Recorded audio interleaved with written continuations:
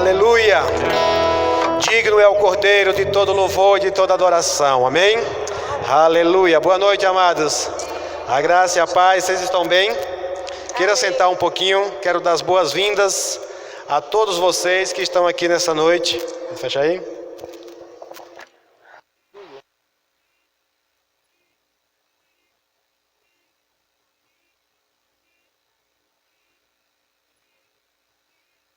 Oi. Aleluia. O Senhor é bom? Em todo o tempo o Senhor é bom. Quantos aqui vieram com expectativa nessa noite? Aleluia. Louvado seja o nome do Senhor. Que até aqui o Senhor nos ajudou e Ele vai continuar nos ajudando. Amém? Ele vai nos ajudar a ministrar a palavra, Ele vai nos ajudar a ouvir a palavra, Ele vai nos ajudar a entender a palavra, Ele vai nos ajudar a praticar a palavra. Amém? Aleluia, porque o Senhor, Ele está interessado em fazer essas coisas em nossas vidas. Então eu queria que você motivasse mesmo nesse momento o seu coração, alegrasse a sua alma, porque somos nós que fazemos isso, amém? Às vezes a nossa alma não está muito animada, mas a gente diz, alma, se anime, carne, fique quieta, né? E aí a gente se posiciona, irmãos, porque eu sei que todos hoje tiveram um dia de trabalho, e provavelmente estão um pouco cansados, mas há um descanso do Senhor através da sua unção nesse lugar, para que nós possamos nessa noite celebrar a Ele, amém? Aleluia. Então você que está aqui nesse lugar, abra o seu coração, esteja pronto para ouvir a palavra do Senhor. Hoje é um culto de ensino da palavra. Eu acredito, Carol, você já dispensaram a gente, hoje é nós mesmos aqui, né? Então a gente mesmo se estabelece, a gente mesmo se desestabelece, né? Aleluia. Então, irmãos, nós estamos esses dias em uma pegada de ensino sobre os princípios elementares da doutrina de Cristo. Amém? Você sabia que Cristo tem uma doutrina? Doutrina, irmãos, é ensino. Então Jesus, Ele nos ensina, Ele continua a nos ensinar. Enquanto Ele esteve aqui em carne, Ele andou com os seus discípulos ensinando, né? Ele ensinava na teoria e ensinava na prática. Amém? Mas agora nesse tempo, irmãos, nós temos o ensino na teoria e nós mesmos vamos agora desenvolver a prática. E eu acredito que você está aqui hoje para que nessa noite você possa ser ensinado. Sabe, irmãos, e uma das coisas que eu sempre falo, sonda o teu coração. Se o teu coração ainda se inquieta quando fala em ser ensinado, é bom você prestar atenção no que é que está acontecendo, porque tudo que Deus quer é um coração ensinável. Amém? Quando a gente entende que nós precisamos aprender e que o próprio Deus, Ele pode nos ensinar, porque hoje você vai ouvir uma palavra, mas não é o ministro que vai estar ensinando você, é o próprio Deus e o próprio Espírito Santo quem vai estar nos ensinando nessa noite. Amém? Você crê assim?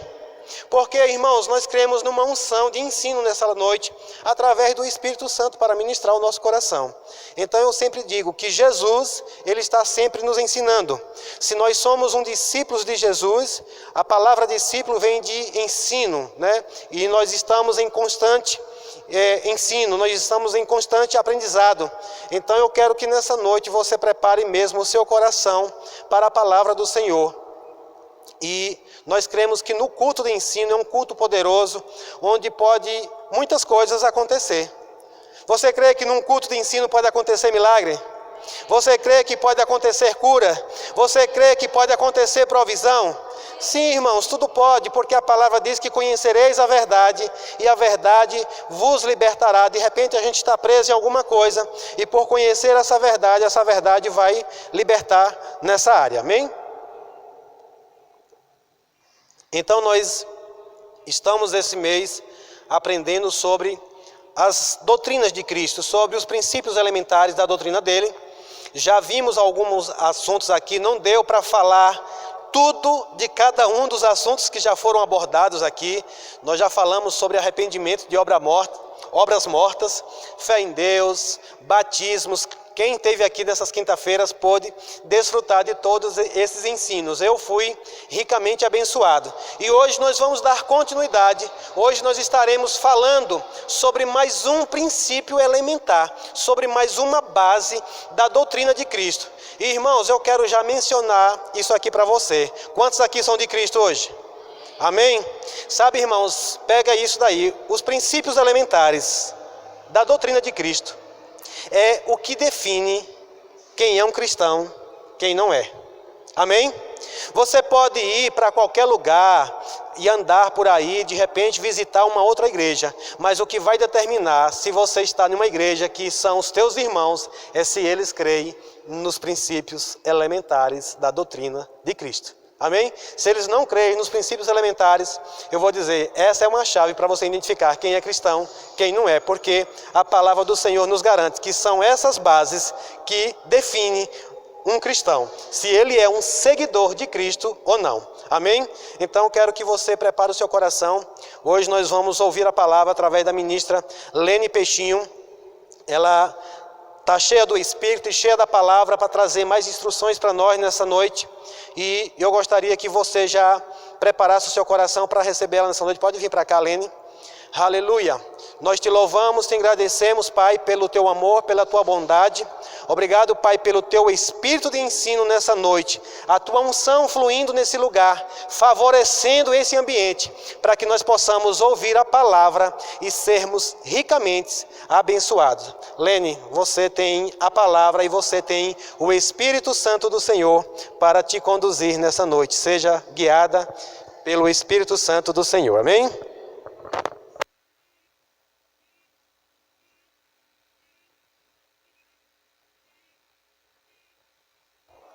Aleluia, glória a Deus. Graça e paz, irmãos. Eu sei que vocês estão bem, porque estão aqui. E nós estamos aqui para aprender um pouquinho mais, né, da palavra de Deus. O ensino da palavra é poderoso nas nossas vidas, ele traz libertação, né, como o pastor falou. É através do conhecimento da palavra que muitas coisas da nossa vida são caídas por terra, né?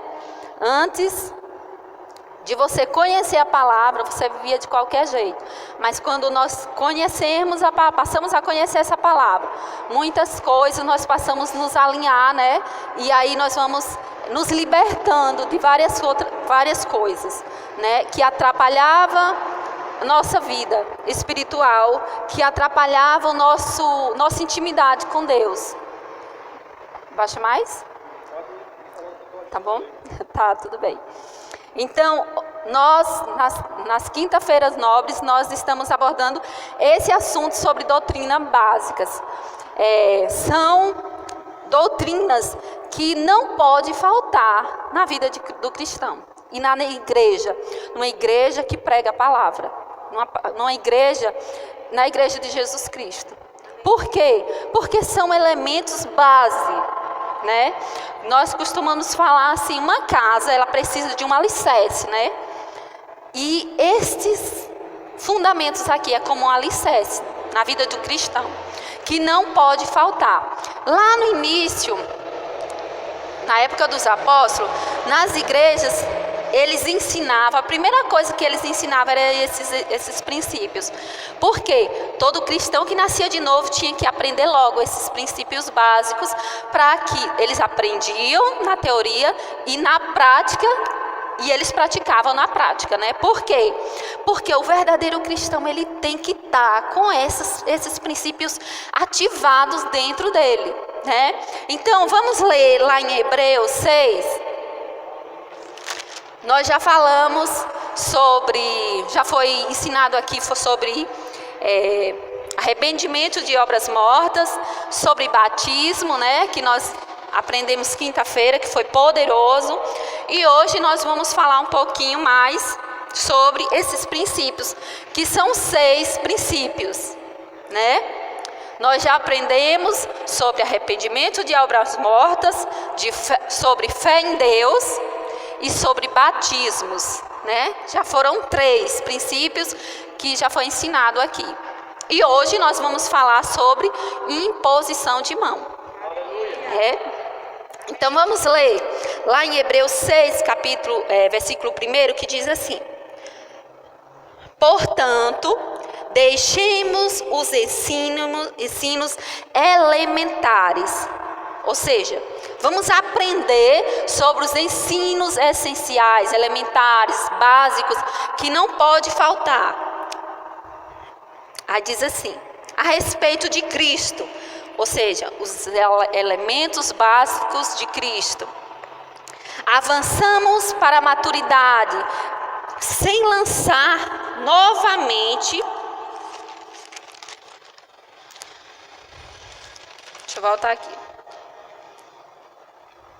Portanto, deixemos os ensinos elementares a respeito de Cristo e avançamos para a maturidade em lançar novamente o fundamento do arrependimento de atos que conduzem à morte, ou seja, obras mortas, de fé em Deus, da instrução a respeito dos batismos, da imposição de mãos, da ressurreição dos mortos e do juízo eterno. Assim fazemos, se Deus permitir. Olha só, são 6. Hoje nós vamos falar de imposição de mãos e aí ainda vamos ter sobre ressurreição dos mortos, que é poderoso, e juízo eterno. Você não pode perder essa sequência, porque quem começou aqui do início já assistiu o ensino sobre arrependimento de obras mortas e fé em Deus, e sobre os batismos. Ele está seguindo uma linha, né? E hoje nós vamos ensinar sobre imposição de mãos. Logo após vamos ter na próxima quinta-feira sobre juízo eterno sobre ressurreição dos mortos, e logo após juízo eterno. Então é uma linha que eu e você não podemos perder. São elementos básicos. Básico quer dizer algo básico. Um neném, quando nasce, o que é que ele recebe de básico para sobreviver? O leite materno, não é mesmo? Então isso aqui é como o leite. É uma coisa, é o primeiro alimento que eu e você deveríamos já ter dentro de nós. Desde o dia que nós nascemos de novo, já era para a gente ter mergulhado nisso aqui. Mas por que você está falando hoje, se nós já somos nascidos de novo, eu já tenho um tempo na igreja? Porque se você ainda não está com essas verdades, você não está praticando essas verdades, nós temos que remoer elas novamente, falar dela novamente, porque eu e você temos que andar com esses 6 fundamentos, vivendo na prática.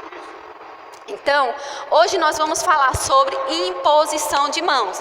Você pode dizer, mas eu já sei o que é imposição de mãos. É quando o pastor me chama aqui na frente e diz, eu posso orar por você, posso impor as mãos? Sim, também. Mas nós temos que saber o porquê. Será se tem o que tem de mais em impor as mãos em alguém quando vem aqui e recebe a imposição de mãos? Nós temos que saber, não é mesmo? E para começar, olha só, você pode abrir lá em Êxodo 29:15. Hoje nós vamos falar sobre 5 tipos de imposição de mãos. Como é muito rápido, é só é só para você degustar, viu? Porque você vai estudar em casa sobre imposição de mãos para você ficar afiado, né? Porque o tempo passa muito rápido. Então não dá tempo para a gente se aprofundar muito. Então a gente vai dar uma pincelada aqui sobre imposição de mãos e eu vou falar sobre 5 rapidamente, mas vai dar tempo para falar sobre 5 tipos de imposição de mãos. Então lá em Êxodo 29:15 diz assim: depois você pegará um dos carneiros e Arão e seus filhos porão as mãos sobre a cabeça dele. Olha. Aí você diz, não entendi, foi nada. Chama Arão e seus filhos para ir lá e botar as mãos em cima de um carneiro? O que é que isso tem a ver? Olha só, Você lembra quando Adão e Eva pecaram? O que aconteceu? Eles se esconderam porque se sentiram envergonhados, porque tinham pecado. Deus chegou diante deles e chamou pelo nome. Disse: Adão, cadê vocês? E eles se apresentaram, se escondendo e dizendo: eu estou aqui escondido porque eu pequei, eu desobedeci. E qual foi a providência que Deus providenciou para ele? Porque ele estava envergonhado. Deus foi lá e disse: não, vem, chegue para perto. O que o homem faz? Ele, quando peca, o inimigo ele é tão sujo que quando o homem peca, ele faz o quê? Fica envergonhado. Ai, não vou para a igreja mais não. Esses dias não vou para a igreja não, porque eu pequei. Qual é a sua posição se você se vê em pecado? Corra rápido para Cristo. Corra, volte e diga: não, eu vou ter que consertar isso aqui, é rápido. E volte, não pare não fique em casa não, guardando pecado não. Se arrependa e venha. Olha só, não faça como Adão e Eva fez, eles se esconderam. Só que quando Jesus chegou, quando Deus chegou, chamou eles, aí Deus disse assim: eles estão em pecado, mas eles estavam ali se sentindo nus fisicamente também, mas o que representa aqui é o nu. Eles estavam se sentindo nu, envergonhado, tão envergonhado, porque eles tinham pecado que eles se esconderam de Cristo, de Deus, né? Eu toda hora troco, né? Mas Cristo ainda não existia ainda. Existia na Trindade, junto com Deus, mas ele não tinha vindo ainda, né? Por isso que a gente fala Deus. E aí o que aconteceu? Deus foi lá, matou um animal, sacrificou um animal, tirou a pele e fez roupa para eles. O que isso significa? Que Deus estava cobrindo o pecado que eles estavam. Então cobriu, aquela roupa não apagou o pecado deles, não. Ele cobriu, fez uma roupa para eles e eles tiveram acesso a conversar com Deus. Só que o pecado, ele separa o homem de Deus, não é mesmo? Então eles foram expulsos do jardim. E você lembra que o tempo passou, e você lembra que os dois filhos de Adão e Eva, Abel e Caim, um dia estavam oferecendo um sacrifício a Deus. Com o quê? Com um carneiro. Abel estava lá, ofereceu a Deus um sacrifício, um carneiro, e veio Caim e ofereceu as verduras dele lá, né? E Deus se agradou da oferta de Abel. Por quê? Porque Abel derramou o sangue daquele cordeiro. Como? Etificando, a palavra etificando, né? O próprio Jesus, que viria lá na frente, mas ele já estava fazendo um sacrifício para seus pecados fossem cobertos. Abel foi lá, matou, derramou o sangue do cordeiro e ofereceu, e queimou e ofereceu como sacrifício a Deus. Deus se agradou da oferta de Abel. E Caim ficou com ciúme e foi lá e matou Abel, né? Vocês sabem dessa história toda. Aí você pode dizer: por que Abel, Deus recebeu a oferta de Abel e não de Caim? Eles dois não ofereceram uma oferta? Talvez Caim não pegou as melhores abóbora, chuchu, um monte de coisa lá e ofereceu, não foi os melhores frutos que ele trouxe? E por quê? Porque havia um princípio. O princípio do derramamento de sangue. E aí Deus se agradou da oferta de Abel. O tempo passou, as gerações foram passando e aquele costume foi passando de geração em geração. E até chegar o tempo de Moisés, eles ainda faziam essa festa. Se tornou uma data tão especial que eles se reuniam, traziam seus animais, sacrificavam, e a partir do momento que aqueles animais eram sacrificados, que o sangue derramava, os seus pecados eram cobertos. Era como se fosse aqui eram os pecados daquele povo. As pessoas traziam seus animais, sacrificavam, derramavam o sangue, queimavam e ofereciam para Deus. O que acontecia?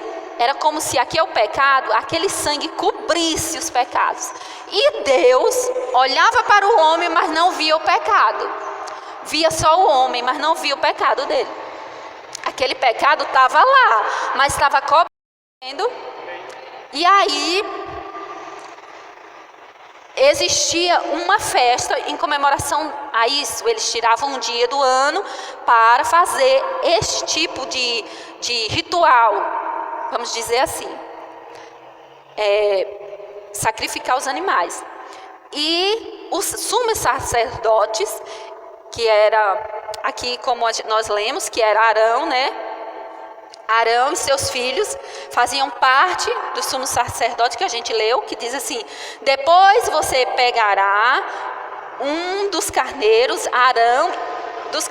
e Arão e seus filhos porão as mãos sobre a cabeça dele. Olha o que acontecia. Os sumos sacerdotes daquela época, eles eram representantes do povo. Era como se o pastor Adriano fosse o representante de vocês. Vocês já trouxeram seus animais, já consagraram a Deus, já pediram perdão.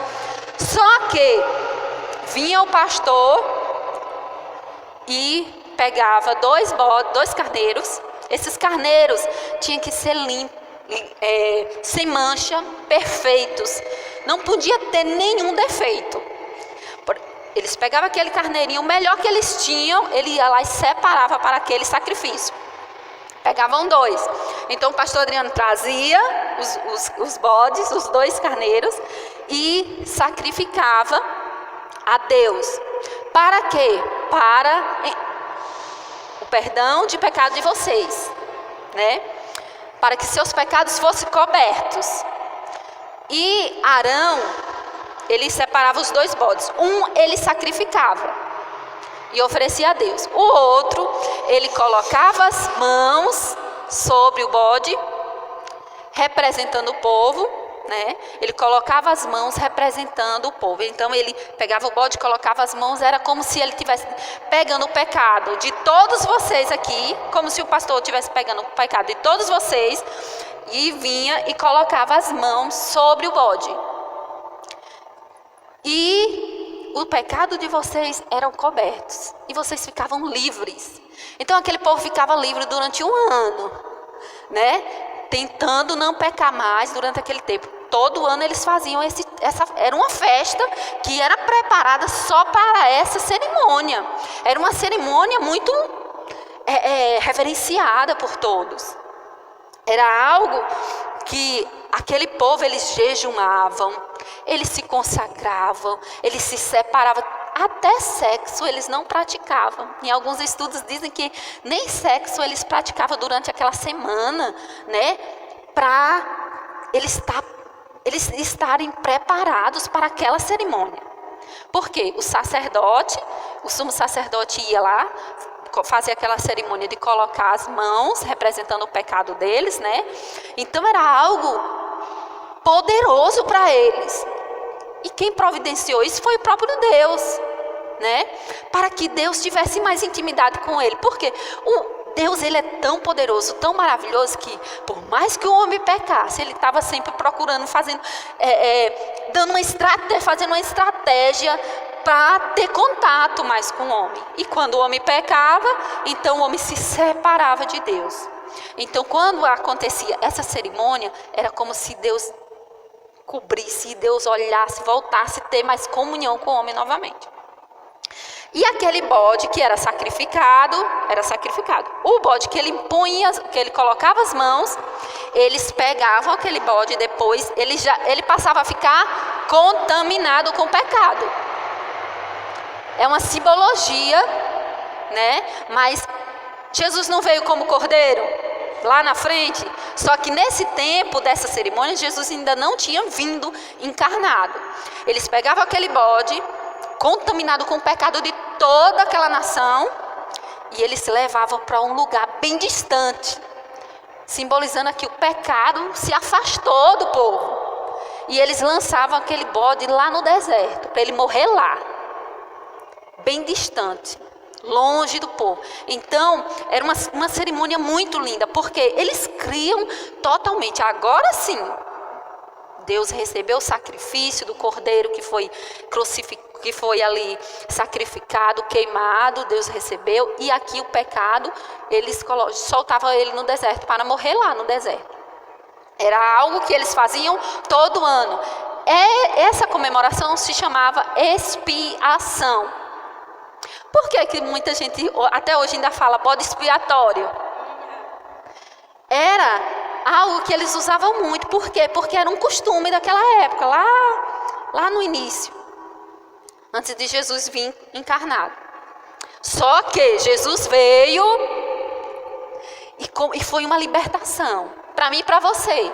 Hoje nem eu nem você não precisa mais sacrificar animal nenhum. Há muitos judeus que ainda fazem. Por quê? Porque eles não creem que Jesus já veio. Não é mesmo? Tem muita gente que ainda não crê que Jesus veio a esta terra.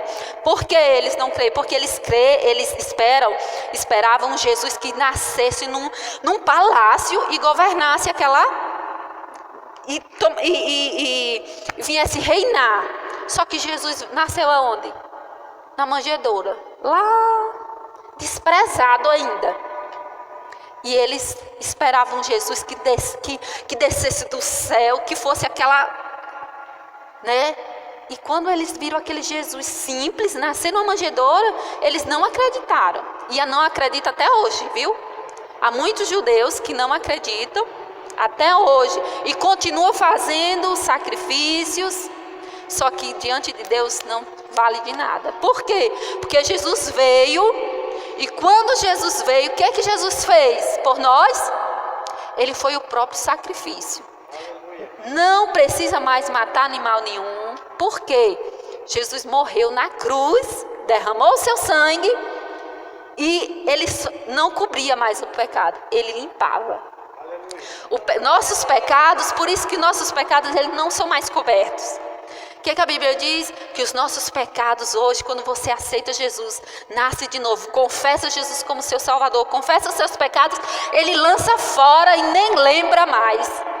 Por isso, quando o diabo colocar pensamento na sua mente, dizendo, ai, você pecou, lá atrás você pecou, você já se arrependeu?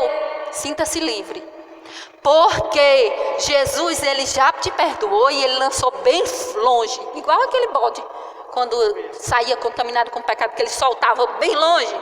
É assim que você pode se sentir livre do pecado, porque o pecado não existe mais. A partir do momento que você se arrepende, pede perdão, esse pecado não existe mais.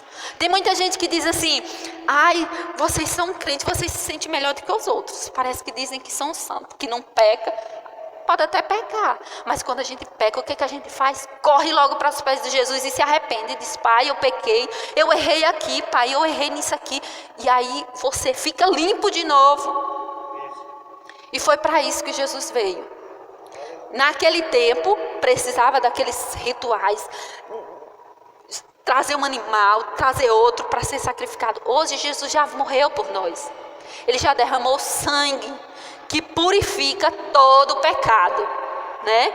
E hoje nós podemos ir até a Ele, somos livres diante dEle para pedirmos perdão e nos achegarmos diante de Cristo, né? Então, era essa imposição de mãos aqui, são uma das primeiras imposições de mãos que aconteceu, né? De transferência de pecado, né? Mas só... Então, o dia esse dia de comemoração se chamava dia da expiação. Era um dia que significa reconciliação, perdão, remissão de pecados, né? E hoje nós somos redimidos pelo próprio Jesus Cristo, né? Então... Eu anotei aqui. Depois que tirou o povo do Egito, Deus deu a Israel várias regras sobre festas e rituais que deveriam ser feitas para representar a purificação dos pecados e a dedicação a Deus. Uma das festas mais solenes do ano era o dia da expiação. Você já sabe que é dia da expiação, né? Então, Jesus veio e hoje em dia não precisa mais nada disso. Olha só o que está escrito lá Em 1 Pedro 2,4. 1 Pedro 2,4 diz assim. Não, 2,24. Ele mesmo levou em seu corpo os nossos pecados sobre o madeiro, a fim de que morrêssemos para os pecados e vivêssemos para as justiças. Por suas feridas foram curadas. Jesus fez tudo o que poderia fazer por nós. No Novo Testamento, se você quiser uma base também no Velho Testamento, lá em Isaías 53 diz, Isaías 53, versículos 5 e 6 diz assim: a verdade, porém, é esta: ele foi ferido, olha só, Jesus foi ferido por causa dos nossos pecados. Naquela época o bode era ferido, não era? Até a morte, derramava o seu sangue. E Jesus foi ferido, derramou o seu sangue por causa dos nossos pecados. Seu corpo foi esmagado, assim como aquele bode era esmagado lá atrás, Jesus também foi esmagado, não foi? Por causa das nossas maldades. O castigo que nos traz a paz hoje, essa paz que você sente hoje, aí, estava sobre Cristo. E pelos ferimentos nós fomos sarados. Todos nós andávamos perdidos e espalhados, como ovelhas. Cada um de nós seguia o seu próprio caminho. Apesar disso, o Senhor fez cair sobre ele a maldade de cada um de nós. Você percebeu que a maldade, seus pecados caíram sobre Cristo e por isso que você é livre hoje? Então, aqui é só uma base sobre como começou a imposição de mãos, né? Para você ter uma noção. E aí, Jesus veio, morreu na cruz. E o que é que Jesus falou a nosso respeito? Qual é aquele versículo que diz assim: ei, eu te dou autoridade para impor as mãos. Ele voltou para o céu, não foi? Só que ele deixou uma ordem para mim e para você. Ele deu uma carta branca para você. Eu não vou estar aqui mais impondo as mãos. Porque Jesus, quando veio, o que é que ele fez? Ele colocava as mãos sobre os enfermos, ele curava, ele libertava. Mortos foram ressuscitados quando ele colocou suas mãos, não foi mesmo? Então, mas Jesus foi para o céu. E aí ele passou para mim e para você essa carta branca. Eu e você podemos fazer isso hoje. Por isso da imposição de mãos hoje, que eu e você podemos. Olha, e nós vamos começar a falar sobre a imposição de mãos para curar. Aí você pode dizer, sim. E agora, imposição de mãos para curar? Eu posso impor as mãos em pessoas? Pode. Você já é nascido de novo? Você pode. Você já recebeu a carta branca do próprio Jesus para impor as mãos. Por quê? Porque você tem o Espírito Santo de Deus, o próprio Jesus Cristo habitando dentro de você através do Espírito Santo, que te dá essa autoridade de impor as mãos sobre os enfermos e eles serem curados. Então não perca tempo não, viu? Quando vê alguém necessitando de cura, vá lá, impõe as mãos, ore, diga, não, eu tenho essa autoridade porque Jesus já me deu. E eu posso impor as mãos dos enfermos. Não fique esperando só do pastor, não. Se precisar, traga. Nós vamos orar aqui, o pastor pode orar. Mas eu e você, que somos nascidos de novo, recebemos essa autorização do próprio Jesus para impor as mãos sobre as pessoas. Então, olha o que diz aqui Lucas 4,40. Lucas 4,40 diz assim. Eu vou acelerar um pouquinho por causa da hora, viu?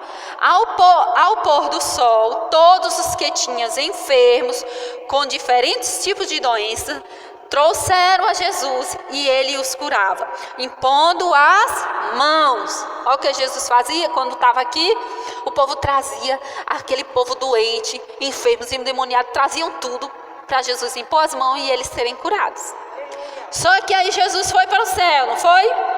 Aí ele passou essa ordem para mim, para você, que está lá em Marcos 16, 17.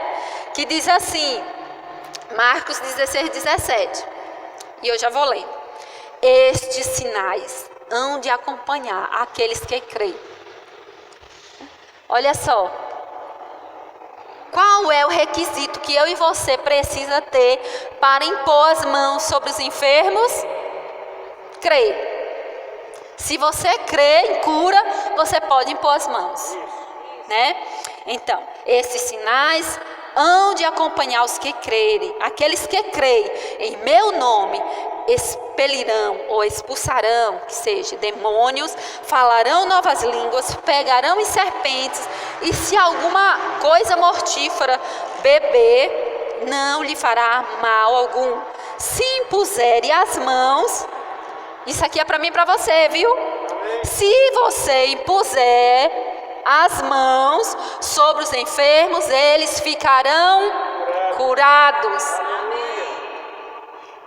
Cura é para hoje. Cura é para hoje. Então, eu declaro homens e mulheres chegando aqui enfermos. Pessoas trazendo mesmo, dizendo, não, aquela igreja lá prega cura. E acontece cura.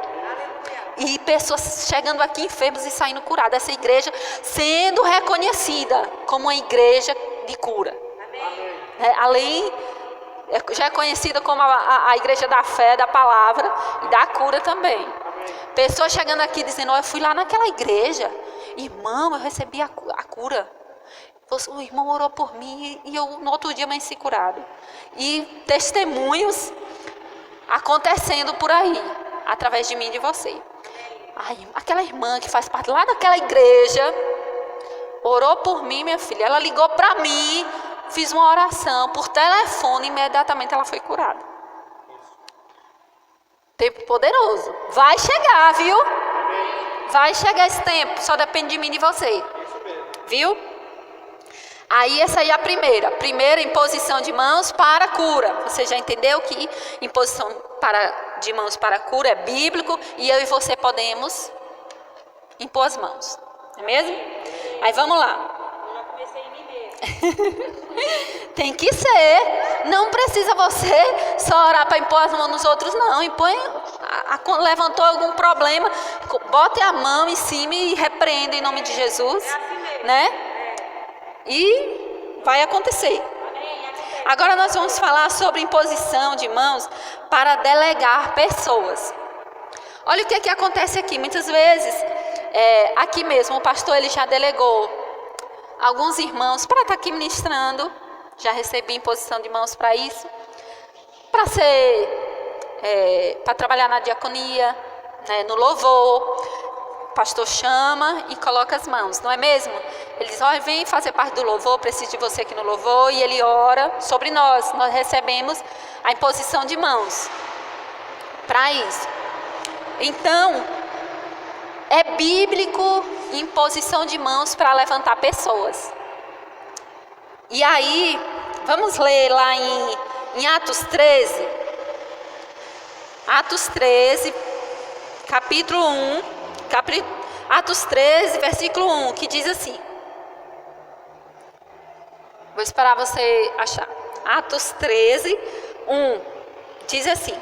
Na igreja que estava em Antioquia, havia alguns profetas e doutores, a saber, Barnabé, Simão, chamado Níger, e Lúcio, Cirineu, e Manaé, que foram criados com Herodes, que foi criado com Herodes, o tetrarca, e Saulo, e adorando eles ao Senhor, e jejuando.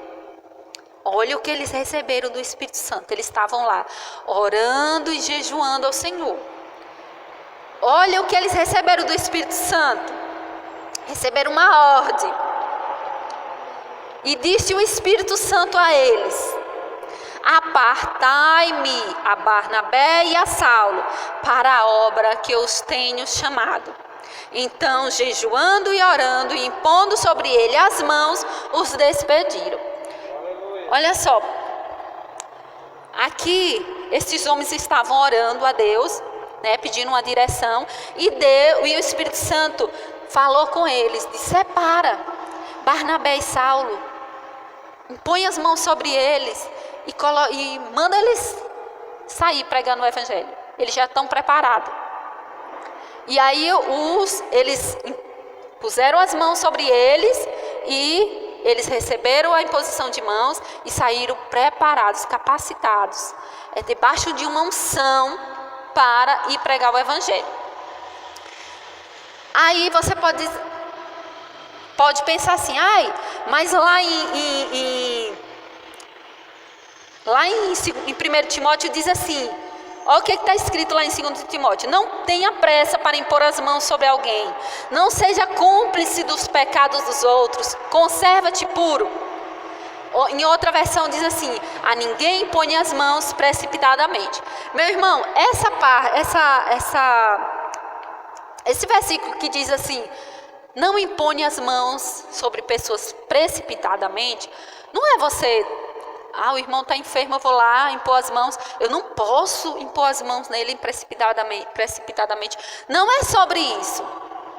É sobre impor as mãos em pessoas que vão representar a obra de Cristo. E aí, olha só, o cuidado de Deus, né, com a vida de Timóteo. E aí Paulo vai lá e instrui Timóteo e diz assim: cuidado quando você for impor as mãos nas pessoas, separa com cautela, olha direitinho quem é essa pessoa que você está levantando para ser obreiro na casa do Senhor. Separa direitinho, toma cuidado. É como se ele dissesse assim: pastor Adriano, na hora que você for levantar um obreiro, olha a vida dele, vê se ele compra e paga, pelo menos.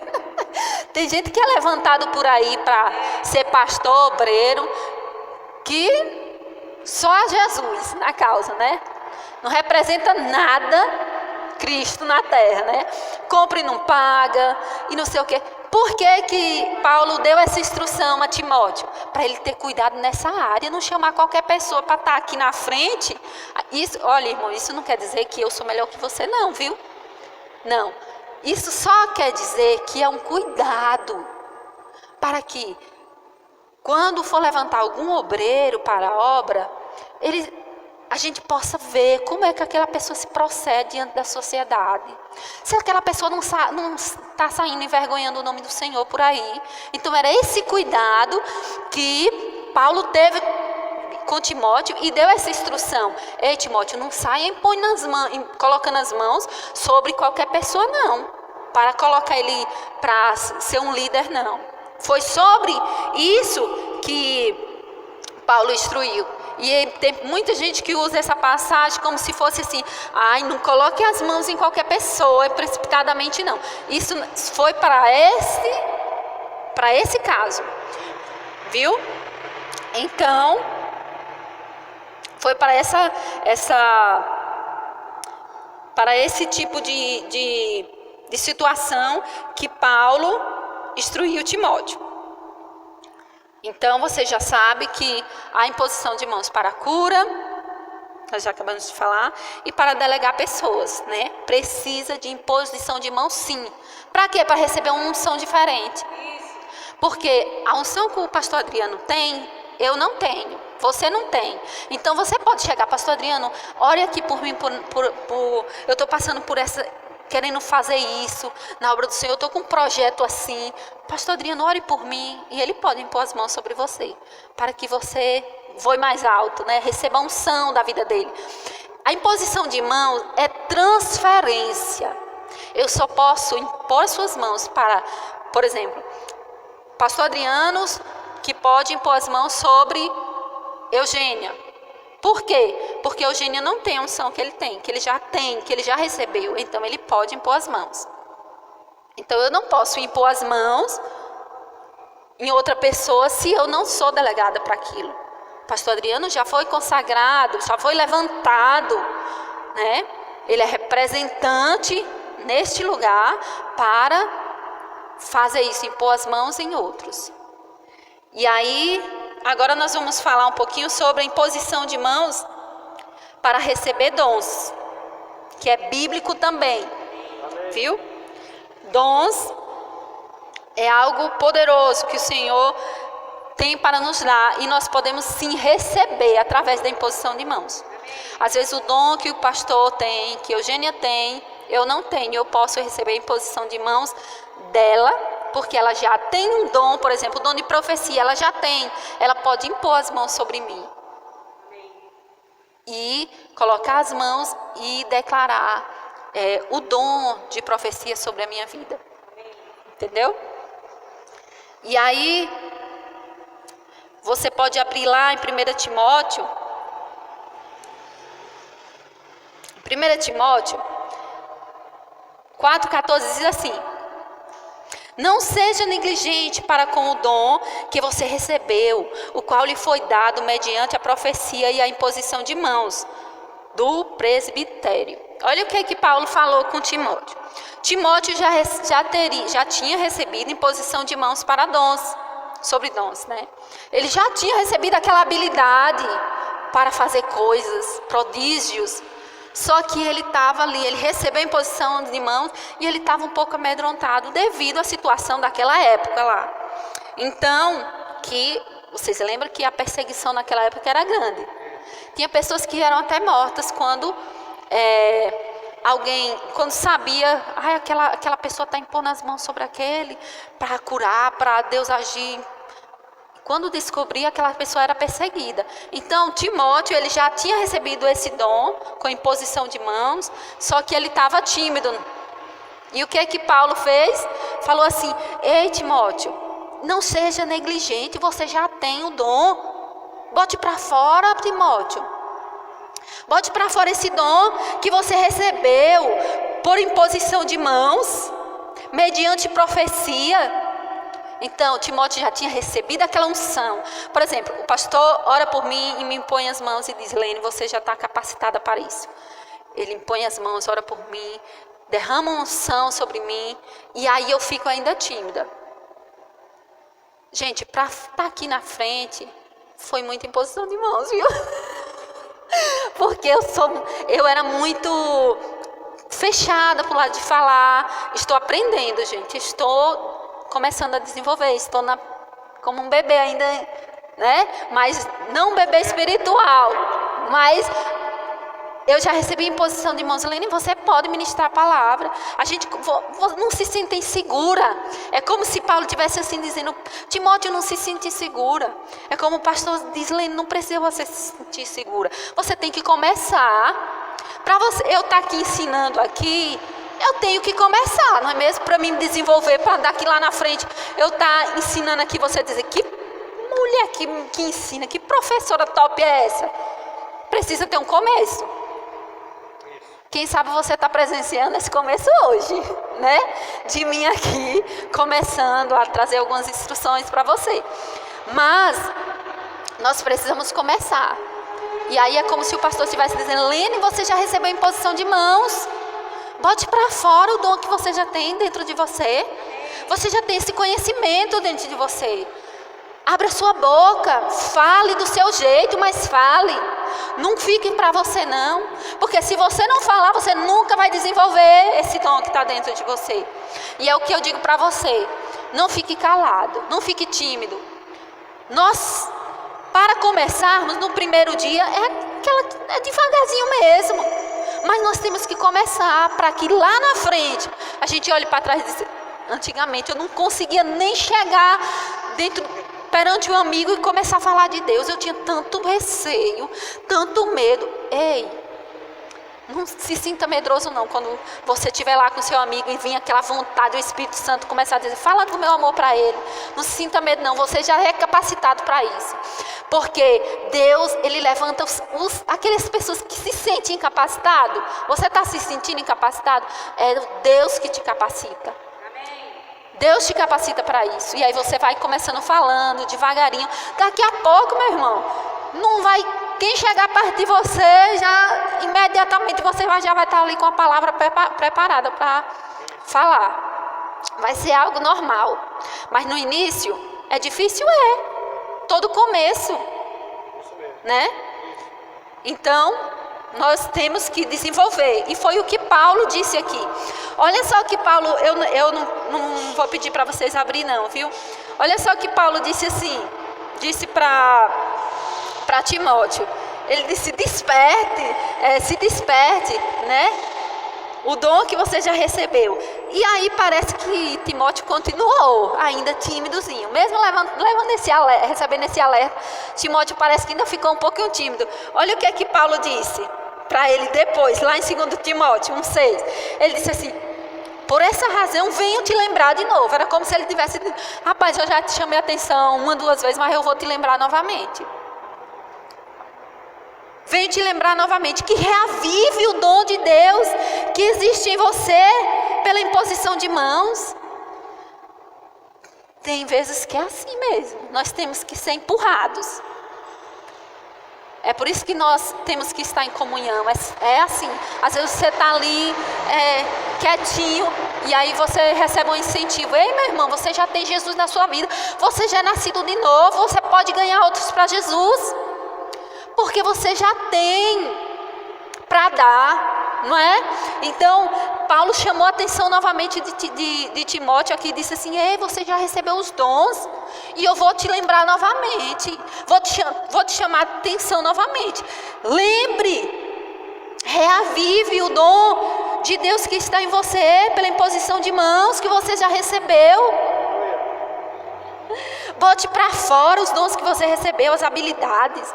Ei, rapaz, não fica parado não. Não seja negligente. Foi a instrução que Paulo deu a Timóteo. Então, essa imposição de mãos para dons, nós podemos receber. Imposição de mãos para dons, para receber dons, unções diferentes. Né? Tem pessoas que têm o dom da cura. Você pode, meu irmão, você tem o dom da cura, põe as mãos sobre mim, eu quero receber esse dom também. Né? E aí, para terminar, falta só 2, viu? É rapidinho. E agora nós vamos falar sobre imposição de mãos para o batismo com o Espírito Santo. Aí você pode dizer, ai pastor, mas eu ouvi esses dias o pastor dizendo que o senhor foi batizado com o Espírito Santo lá na sua casa, sozinho. Estava lá na sua casa e foi batizado com o Espírito Santo. Mas o que é que aconteceu? Natália já era batizada com o Espírito Santo. E ele sentiu o desejo de ser batizado com o Espírito Santo. Ele já tinha esse desejo. O que é que ele fez? O que é que a Natália já tinha recebido o Espírito Santo? Porque nós só podemos colocar as mãos sobre outro para batismo com o Espírito Santo se você já é batizado com o Espírito Santo, não é mesmo? Então Natália foi lá e disse, você quer ser batizado com o Espírito Santo hoje dentro do quarto lá, só eles dois? E ele disse, quero. E Natália pôs as mãos sobre ele e ele recebeu o batismo com o Espírito Santo. Só dentro de casa. Então, é bíblico a imposição de mãos para batismo com o Espírito Santo. Por isso que nós estamos assim, em todos os cultos, sempre é lembrado, sempre, de terça-feira principalmente, que é um dia de culto de oração, o pastor está sempre perguntando, você que não recebeu o Espírito Santo ainda, quer receber? Está disponível para você. Venha e receber a imposição de mãos. Ah, Lene, mas eu só posso receber o batismo com o Espírito Santo com imposição de mãos? Não. Você pode receber sozinho, dentro de sua casa. Mas há uma unção diferente em quem já foi batizado com o Espírito Santo, ele pode impor as mãos em qualquer pessoa que esteja desejoso de receber o Espírito Santo. Você que é batizado com o Espírito Santo, nós que somos batizados com o Espírito Santo, alguém pode chegar e dizer, Lene, eu tenho tanto desejo de ser batizado com o Espírito Santo. Epa, meu irmão, vem cá. Eu vou orar por você, porque eu já recebi. Né? Então, batismo com o Espírito Santo, com imposição de mãos, é bíblico. Vamos ler? Lá em Atos 8:17 diz assim. Atos 8:17 diz assim. Então lhe impuseram as mãos e eles receberam o Espírito Santo. Os discípulos naquela época, as pessoas nasciam de novo e aquelas pessoas já ficavam desejosos pelo Espírito Santo. Você lembra que lá no Pentecoste, aquele povo todo foi batizado com o Espírito Santo? Então aquele povo já estavam capacitados, cheio, revestido e como eles já estavam revestidos, eles podiam impor as mãos sobre outros e as pessoas serem batizadas com o Espírito Santo. Mas o que tem mais relatos na palavra é sobre os discípulos, que as pessoas nasciam de novo e eles já oravam pelo batismo com o Espírito Santo, e aquelas pessoas recebiam o batismo com o Espírito Santo. Ailene, para me ser batizado com o Espírito Santo, será que eu não preciso primeiramente ser batizado nas águas? Não. Tem pessoas que que nasceu de novo agora, aceitou Jesus, confessou seus pecados, imediatamente elas já são batizadas com o Espírito Santo. Porque elas estão abertas, elas já estão prontas. Só quem não recebe batismo com o Espírito Santo, quem é? Quem não nasceu de novo. Agora, a partir do momento que você nasce de novo, você já está apto a receber o batismo com o Espírito Santo. Então, se tem alguém aqui que ainda não recebeu o batismo com o Espírito Santo e quiser receber, está com fé para isso, no final do culto, participe da oração e recebe. Né? Não saia daqui sem receber essa porção dobrada do Espírito Santo sobre você. Porque o batismo com o Espírito Santo é um revestimento. Sabe, você quando nasceu de novo, você recebeu o Espírito de Deus dentro de você. Mas, para evidenciar o revestimento, você recebeu o batismo, ou você mergulhou em Cristo, né? Nasceu de novo, recebeu o Espírito dentro de você. Só que, para você ficar apto a evangelizar, para você se desenvolver espiritualmente, o batismo com o Espírito Santo é essencial na sua vida. Então, o que o Espírito Santo, o batismo com o Espírito Santo serve? Serve como eu estou aqui vestida, eu nasci de novo, é como se eu tivesse nascido de novo, estou com essa roupa. Já tem o Espírito Santo dentro de mim? Sim. Só que o batismo com o Espírito Santo era como se eu pegasse uma capa ou uma blusa de frio, vamos dizer assim, uma jaqueta, e me vestisse. É um complemento a mais, é algo a mais que o próprio Deus disponibilizou para mim e para você. E o batismo com o Espírito Santo, ele na sua vida, ele te capacita. Você fica mais ousado para falar, para evangelizar, para ministrar cura, para tudo na sua vida, para você se desenvolver espiritualmente, para você compreender mais a palavra. O batismo com o Espírito Santo, ele é essencial na minha e na sua vida. E aí, você entendeu? Que o batismo com o Espírito Santo pode ser pela imposição de mãos também. Então, já é o quarto. Agora, nós vamos encerrar com a imposição de mãos para abençoar. Nós falamos de imposição de mãos para cura, para delegar pessoas, para dons, para o batismo com o Espírito Santo e agora para abençoar.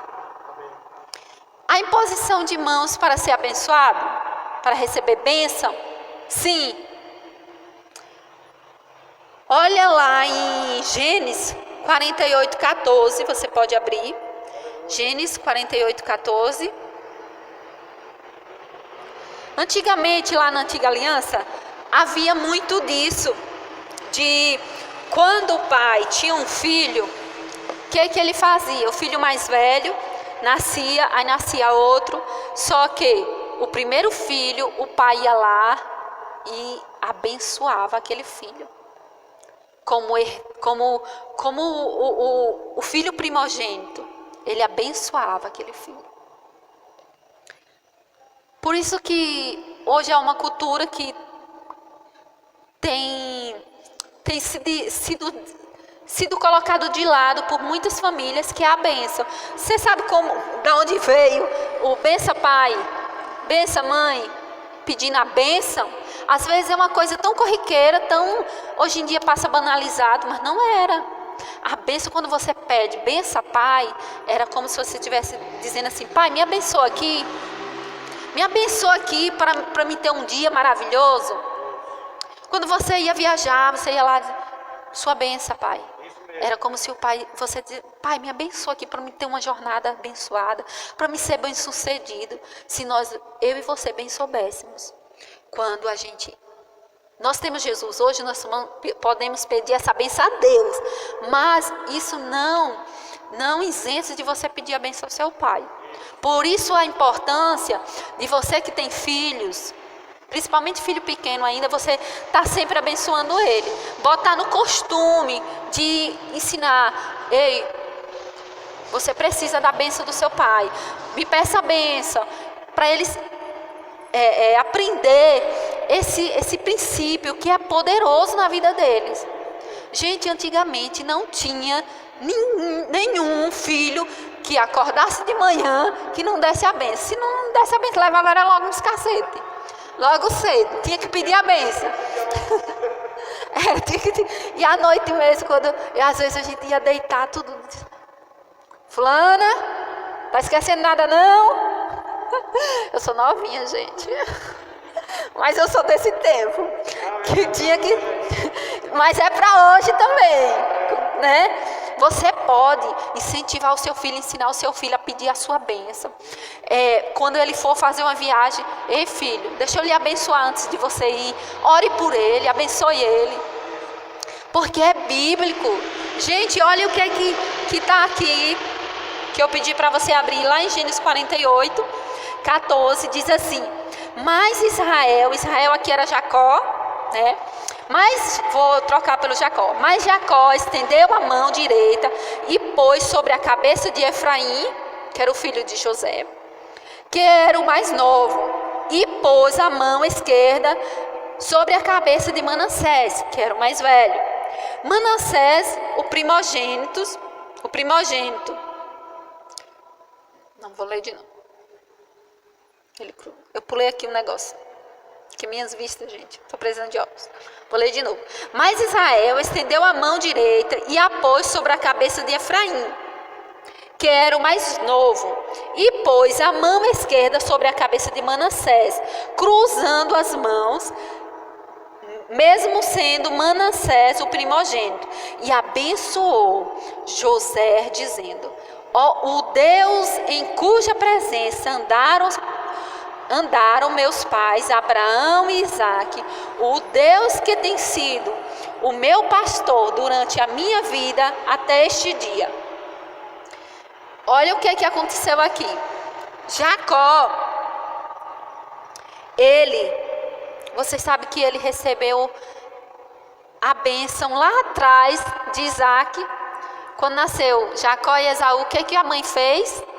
Por gostar muito, por zelar muito pela vida de Jacó, a mãe de Isaque foi lá, ou a mãe de Jacó foi lá e disse: ei filho, teu pai já está tão velho, já está morrendo, então você vai pedir a benção a ele, para ele te abençoar no lugar do primogênito, porque a cultura daquela época, a primeira bênção era sobre o filho primogênito. E o que aconteceu?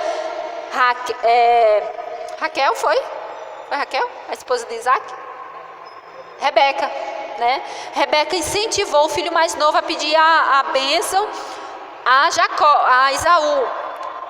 Isaque. E o que aconteceu? Ele foi lá e abençoou a Jacó no lugar de Esaú. Esaú era o filho mais velho, que tinha direito da bênção, mas Jacó que foi abençoado. Jacó enganou o pai para receber a bênção.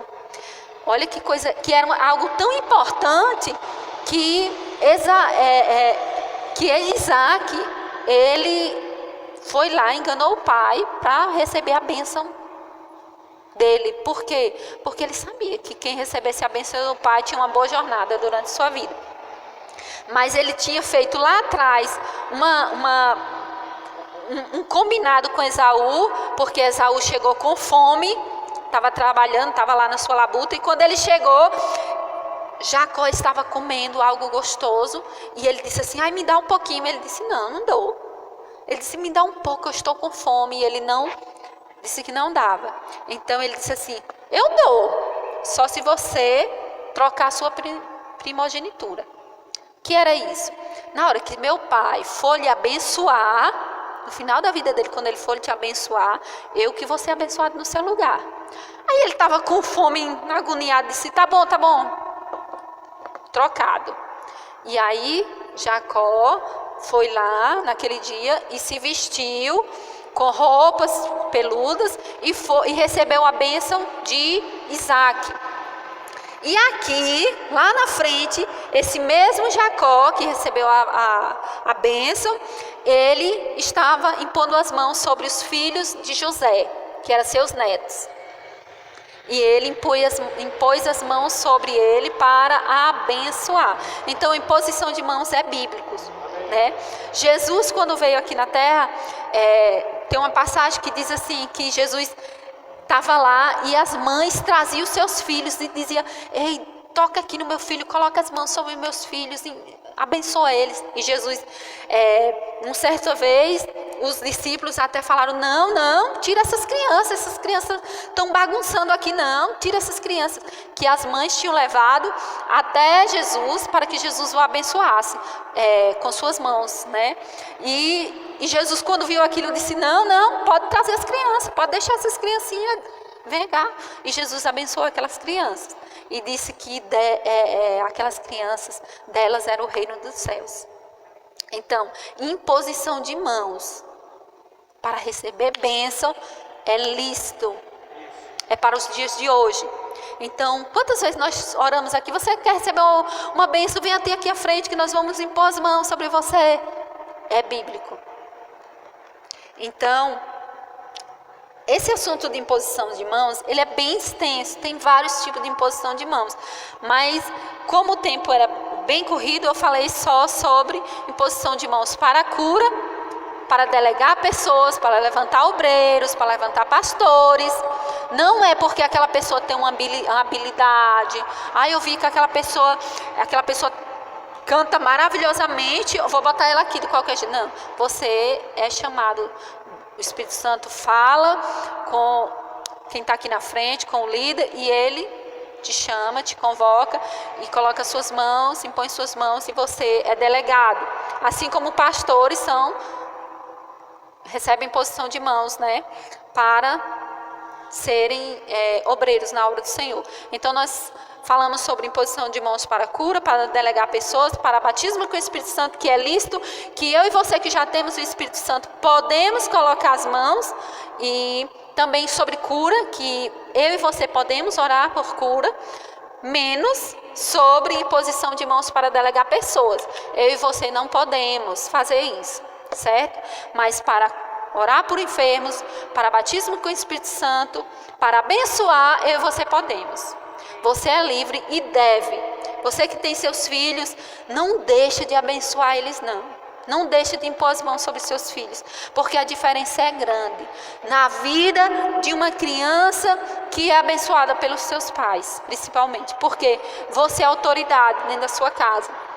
Então você tem filhos, vá lá, ele está lá dormindo, põe as mãos sobre ele, começa a decretar a bênção, começa a decretar que ele vai ser um sucesso na escola, que ele vai se desenvolver no colégio, que ele vai ter habilidades que ninguém mais vai ter, que o Senhor vai colocar ideias sobre ele para que ele crie coisas. Isso é poderoso. No lugar de você estar dizendo: menino, esse menino é muito danado, esse muito é... Ei, abençoe seu filho. Diga: você é bênção. Coloque a mão sobre ele, comece a declarar a bênção. Você é abençoado. Eu costumo pegar minhas sobrinhas, né, e meus sobrinhos, e eu costumo colocar as mãos deles e eu falo: ei, você é manso.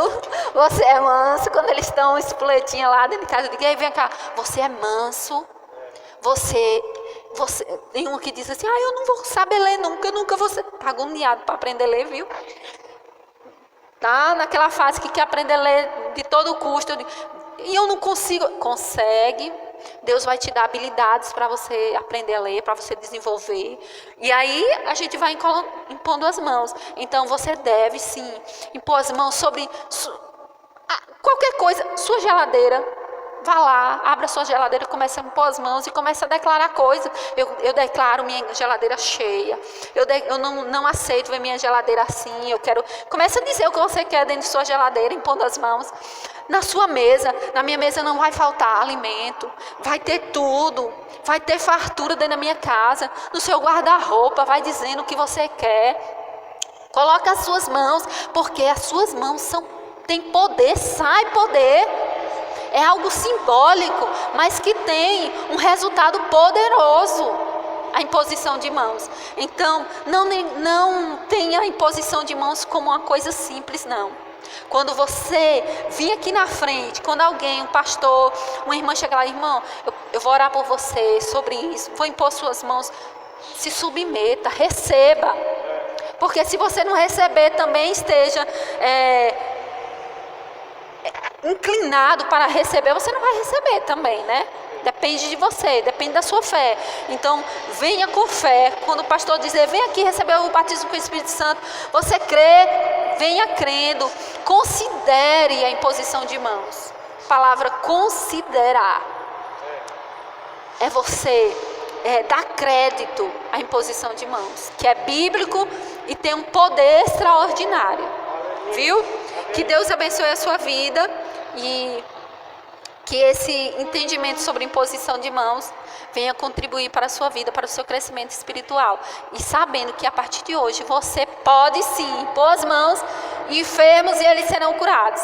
Você vai receber grandes resultados de pessoas chegando para você dizendo, olha, você lembra daquele dia que você orou por mim? Eu já recebi a cura. Aleluia. Né? Temos que crer para isso. Amém? Deus abençoe vocês por ter ouvido a palavra.